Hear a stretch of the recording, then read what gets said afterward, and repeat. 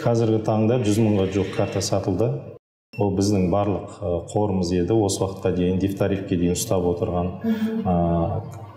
Біз енді былайша айтқанда осыдан 2 ай бұрын, 4 ай бұрын да әлеуметтік желілерде жаңа бұқаралық ақпараттарға жіберген болатынбыз. Халық ертерек алса екен. Қазір магазиннің алдында бір очередь болып қалмаса екен деген мақсатпен да. Бірақ енді халық сондай, барлық қалада да, Алматыда да болған жағдай, ол Нұр-Сұлтан қаласында да болған жағдай. Сараланған тариф енген күні барлық тұрғындар бір уақытта келеді да, сонымен карта таратып үлгермей қалады. Қазір енді біздің қолымызда мүмкіндігімізше таратып жатырмыз.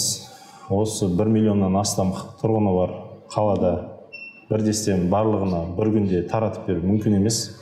Ол физически мүмкін емес жағдай. Бірақ біз максималды түрде қазір тырысып бағып жатырмыз. Одан бөлек бізге карталар алып кеп беретін мына өзіміздің зауыттарымыз бар, цехтарымыз бар. Олардың да мощности жетпей жатыр. Бірақ енді бұл уақыт проблемасы алдағы уақытта мен ойлаймын бір аптаның көлемінде шешілу керек. Қазір біздің барлық қорда болған карталар сатылып кетті. Бірақ күніге таңертеңгі уақытта және кешкі уақытта карталар жеткізіліп жатыр.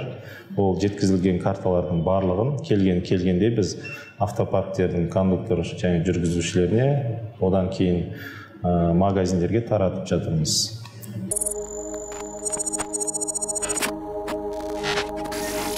Картаны толықтыру бүгінгі таңда бірнеше түрмен жасалады. Ол бірінші қазір бізде көп тұрғындардың қолданып жатқан әдісі ол Kaspi.kz қосымшасы арқылы, одан кейін Kiwi терминалдары арқылы, одан кейін жақында бізге қосылған Kassa 24 терминалдарымен толтыруға болады.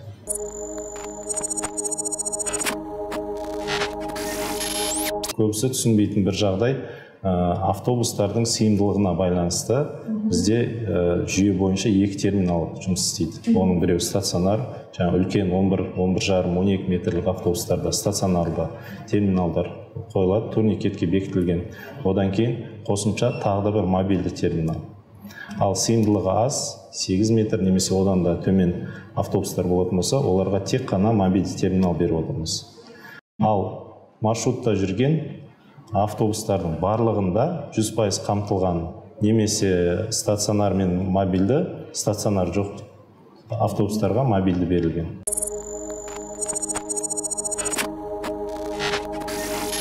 Бұл мәселе 1 сағат егер жолаушы карта арқылы төлейтін болса, сол төлеген уақыттан бастап санағанда 1 сағаттың ішінде басқа автобусқа тегін пересадка жасау мәселесі, бұл негізі әкімшіліктің құзыретіндегі мәселе.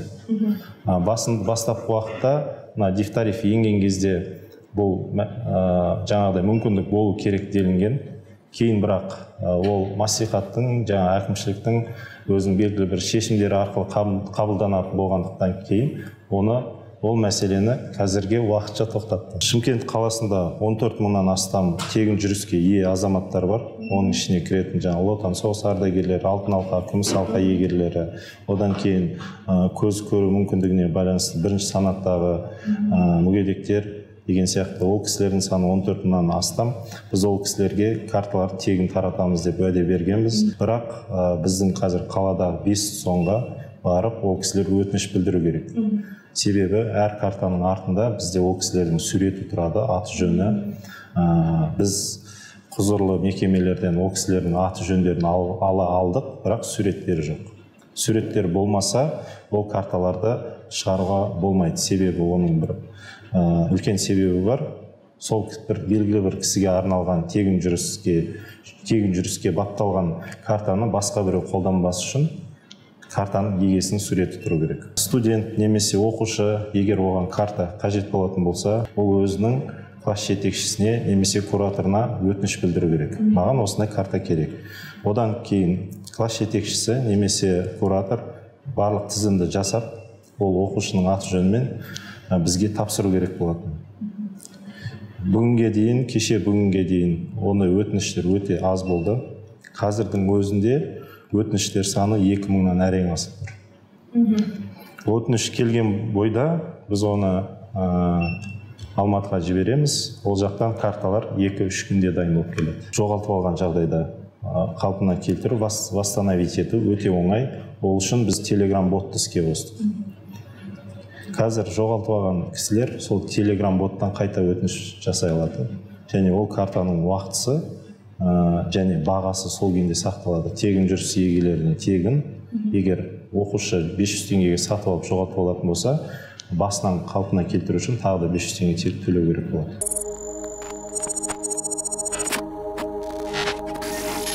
Біздің жүйеде тек картадан да басқа төлем түрлері қарастырылған. Олардың бірі SMS арқылы төлеу, мобильді қосымшаны жүктеу арқылы, сканерлеп QR код арқылы төлеу, одан бөлек NFC, телефонда бар, қазіргі бүкіл жаңадан шыққан телефондардың барлығында NFC функциясы бар. Соны қосу арқылы, NFC арқылы төлеу деген сияқты.